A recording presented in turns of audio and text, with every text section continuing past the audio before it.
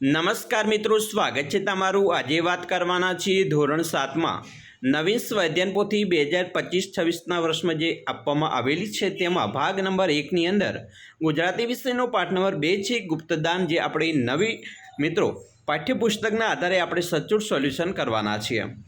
વિદ્યાર્થી મિત્રો, તમારી પાના નંબર 70થી 73 ઉપર આ જે પાઠ છે એ મળી જશે। ચાલો વિદ્યાર્થી મિત્રો, વિડીયોની અંદર મિત્રો સોલ્યુશન કરીએ તેના પહેલાં તમે ખાસ ચેનલમાં નવા છો તો ચેનલને અવશ્ય સબસ્ક્રાઇબ કરી વિડીયોને લાઇક અને શેર કરવાનું પણ ન ભૂલતા। પાઠ નંબર 2 છે ગુપ્તદાન, જેમાં પ્રશ્ન 1 છે આપેલા શબ્દોના સરખા અર્થવાળા શબ્દો લખવાના છે। તમે જોઈ શકો છો અહીંયા પહેલો શબ્દ છે વૈભવ। વૈભવનો મતલબ થાય છે ઐશ્વર્ય। બીજું છે કંજૂસ તો લોભી, થોડું તો અલ્પ, સજા તો દંડ, પવન તો હવા અને તકલીફ તો દુઃખ। તેવી રીતે પ્રશ્ન 2 છે આપેલા શબ્દોના વિરોધાર્થી શબ્દ લખો, જેમાં પહેલું છે ગરીબ તો અમીર, બોધો તો હોશિયાર, તિરસ્કાર તો સ્વીકાર, કીર્તિ તો કલંક અને નિંદા તો વખાણ, નફરત તો પ્રેમ।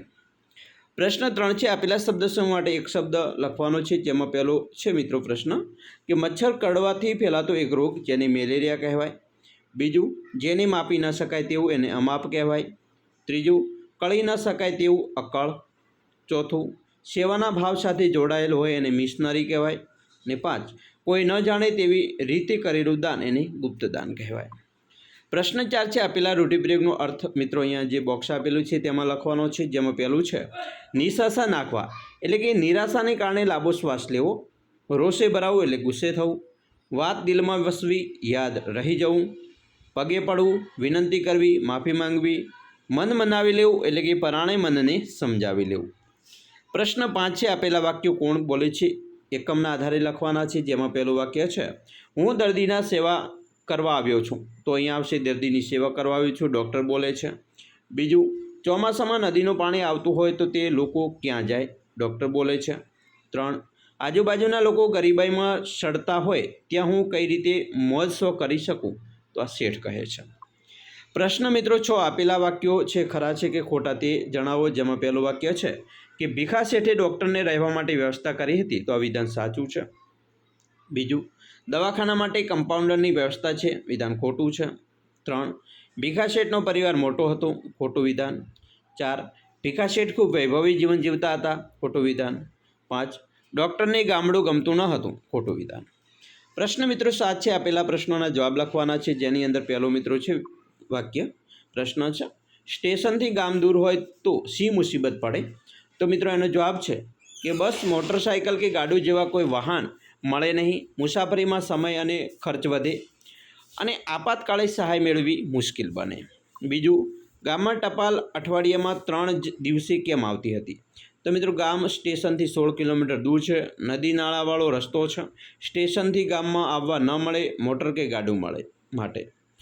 3, ગંગાપુર ગામમાં ડૉક્ટરની કઈ કઈ મુશ્કેલીઓનો અનુભવ થયો, તો મિત્રો જવાબ છે કે ડૉક્ટરની વાહન વ્યવહારની સાથે ટપાલને છાપું ના મળવાની મુશ્કેલીનો અનુભવ થયો, સાથે રહેવાની અને દવાખાનાના મકાન માટેની અગવડતા પડી।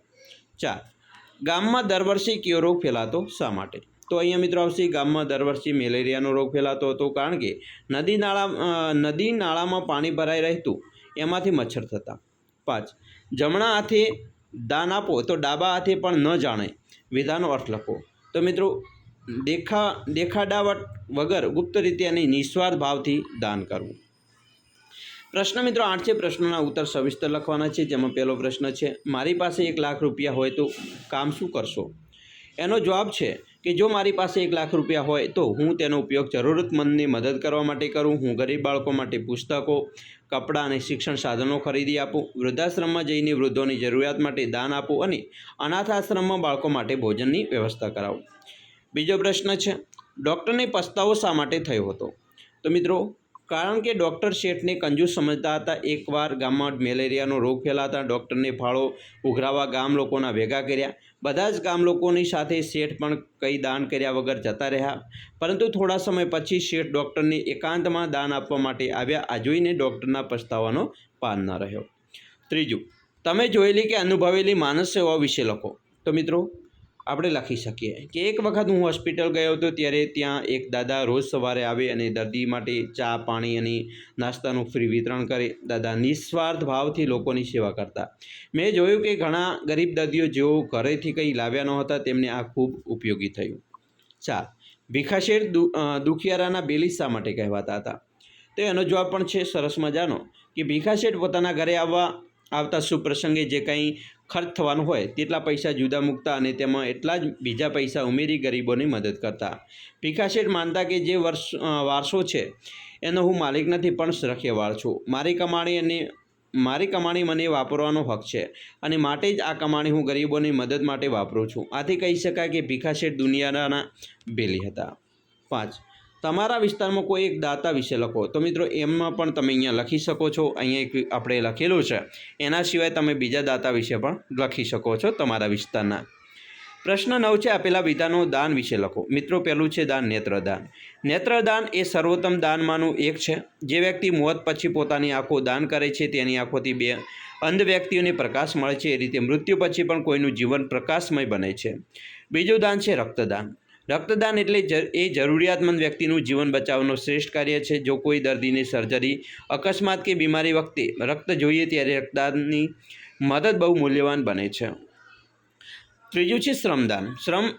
શ્રમદાન એટલે પોતાની શારીરિક પરિશ્રમ દ્વારા સેવા કરવી, જેમ કે સફાઈ અભિયાન, વૃક્ષારોપણ, ગામના વિકાસ કામમાં સહભાગી થવું વગેરે. આ પ્રકારનું દાન જાતની સેવા અને દેશની પ્રગતિ તરફ એક પગલું છે.